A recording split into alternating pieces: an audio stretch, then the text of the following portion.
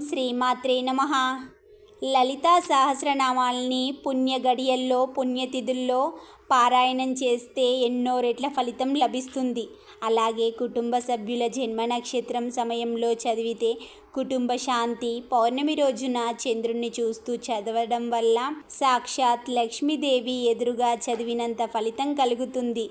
పళ్ళెంలో పాలు పోసి ప్రతిబింబం చూస్తూ లలితా పారాయణం చేస్తే చాలా మంచిది. అమ్మ అనుగ్రహం తొందరగా లభిస్తుంది. పౌర్ణమి నాడు లలితా పారాయణం వల్ల అమ్మ దృష్టి మనపై ప్రసరిస్తుంది. లలితాదేవికి కలువలు, మారేడు దళాలు, తులసి దళాలు, మల్లెపూలంటే ఇష్టం. వాటితో పూజిస్తే అమ్మ త్వరగా ప్రసన్నమవుతుంది. అలాగే నైవేద్యంగా పాయసం, పులగం, చిత్రాన్నం, దానిమ్మ, బూడిద గుమ్మడి ప్రీతి.